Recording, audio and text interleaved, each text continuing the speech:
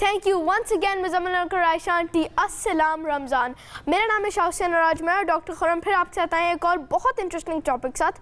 और आज का हमारा टॉपिक है बेबी शार्क वर्सेस वो क्लासिकल पोएम्स जो डॉक्टर खुरम अपने ज़माने में सुना करते थे। हाँ, डॉक्टर खुरम इतने ही बूढ़े हैं। चलिए अब डॉक्टर खुरम की तरफ जाते हैं। अस्सलाम वालेकुम डॉक्टर खुरम। वालेकुम अस्सलाम शाह हुसैन। अच्छा, आपको तो ये पता चल गया कि मैं बहुत पुरानी नज़में सुनता था लेकिन बेबी शार्क के ऊपर मुझे लगता है कि जैसे इट्स जस्ट नॉइज़, मतलब कि कोई रेपिट। अच्छा चलो उसका जो म्यूजिक है वो हटा दो तो पीछे क्या बचता है? कुछ भी baby shark, baby shark, baby shark. और मेरे ख्याल से कि इंसान की सबसे अहम ग्रोथ पहले 7 सालों में होती है। अगर मैं पहले 7 सालों में ही इतनी मेडियोकर, इतनी नॉइज़ी, इतनी क्योटिक, इतनी गैर ज़रूरी आवाज़ें बच्चे के जहन में डालता रहूँगा तो मैं तवक्को नहीं कर सकता कि कल को वो राइट लिटरेचर की तरफ अपना कान देगा। यानी उसके जहन को इसी तरह की आवाज़ों की, शोर की आदत डल जाएगी, शऊर की नहीं। तो ये तो मुझे लगता है कि बेबी शार्क वाली is not the thing. Mean आपको अच्छी लगती होगी, मुझे नहीं। और I think baby shark is not really a thing. देखिए ना, जो पुराने ज़माने की नज़में होती थी वो एक ऐसी चीज़ होती थी कि उनसे बच्चों को कोई लेसन मिलता था। बेबी शार्क बस एक चीज़ है बच्चों के दिमाग को उस पर लॉक करने के लिए। उससे उन्हें कुछ पता नहीं चलता, उन्हें उससे कोई अच्छी इन्फॉर्मेशन नहीं। खाना खाते हुए भी देख रहे होते हैं। एग्जैक्टली। और उनका दिमाग उनसे हट ही नहीं रहा होता, जैसे उनकी आईज उसके ऊपर लॉक हो जाती हैं। और जैसे हमने गुस्से वाली जो है गुफ्तगू में बात की थी कि जब इंसान को गुस्सा आता है तो हर चीज़ उसके अराउंड ब्लॉक हो जाती है। और बेबी शार्क के साथ भी ऐसे होता है, उसे पता नहीं होता कि क्या हो रहा है उसके अराउंड, सिर्फ उसे पता है कि मैं आगे बेबी शार्क देख रहा हूँ। और इसको मैं तो कहता हूँ ये जैसे कोई चीप सा हिप्नोसिस है। और फिर वो बच्चा, हालांकि वो इल्मी तौर पे और अभी बहुत छोटा होता है, इल्मी तौर पे कहने का शऊरी तौर पे बहुत छोटा होता है, लेकिन उसको पता होता है वो अपनी उंगली से उसको पीछे करता रहता है। 10-10 दफ़ा सुनते रहते हैं। exactly. और वालिदैन को बहुत फिक्र करनी चाहिए कि वो बिल्कुल एक शोर नुमा आवाज़ है और बच्चे की तहजीबी तौर पे उससे कोई कनेक्शन नहीं है। अगर मैं कोई इन्फॉर्मेशनल चीज़ भी 10-10 दफ़ा सुनूं तो मैं तब भी थक जाता हूँ, अगर बेशक कोई चीज़ मुझे पसंद ही हो और मुझे नहीं पता कि कैसे।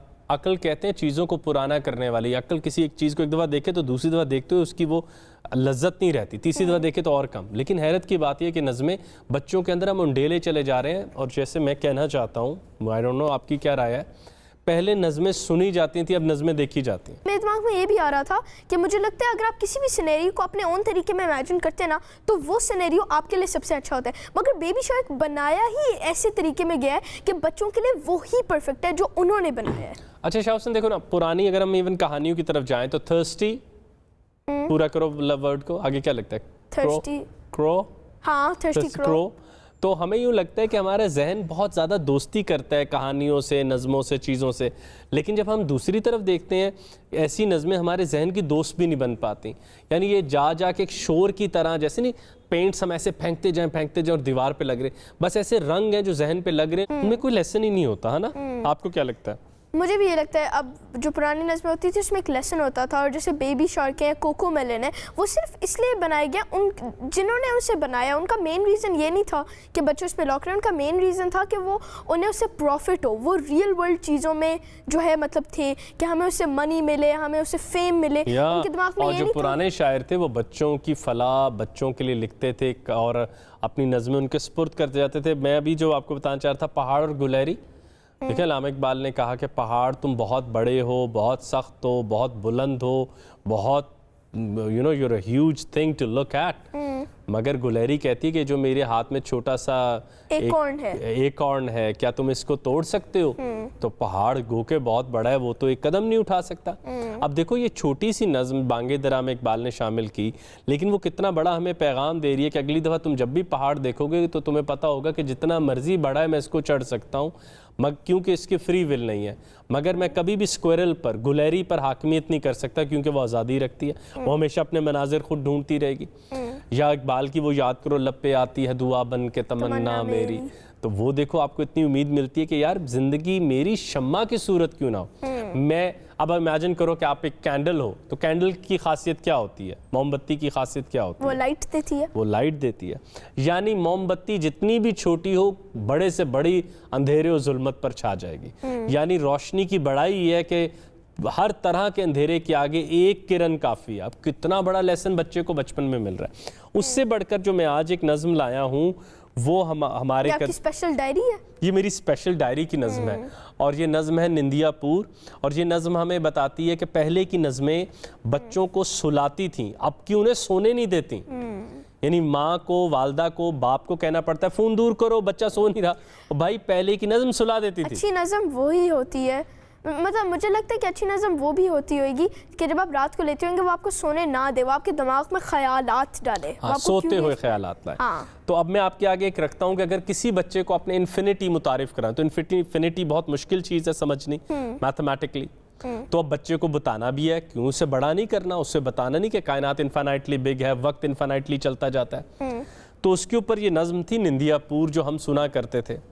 और दूर, बहुत ही दूर यहाँ से और इससे भी दूर नदी ये है, नदी एक निकली है जहाँ से और उससे भी दूर।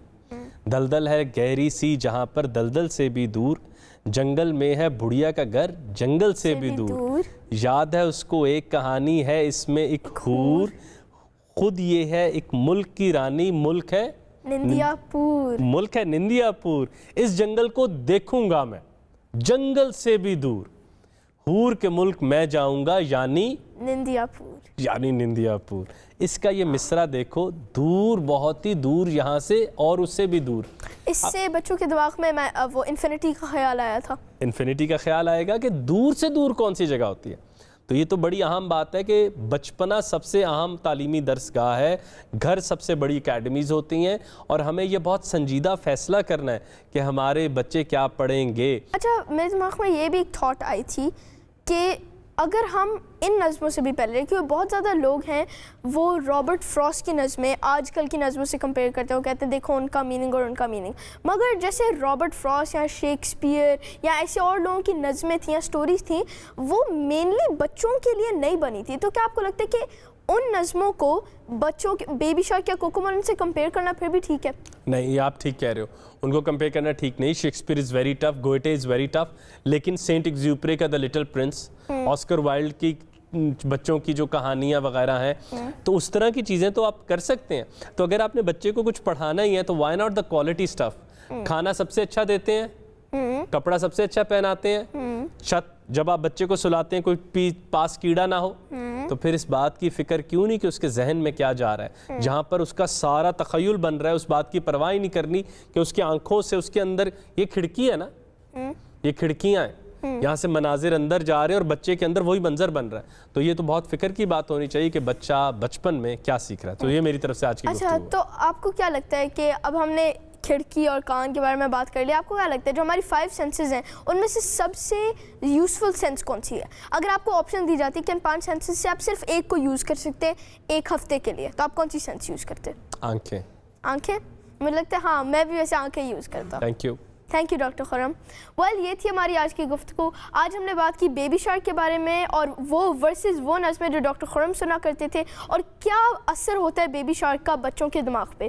कल हम आपको मिलेंगे एक और बहुत इंटरेस्टिंग टॉपिक साथ। एक और मैं आपको रिमाइंडर दूँ, अगर आपके दिमाग में कोई इंटरेस्टिंग ख्याल आए तो आपको इधर एक फ़ोन नंबर नज़र आ रहा होगा, आप इस पर अपना ख्याल भेजें और हम आपके ख्याल को रिव्यू करेंगे।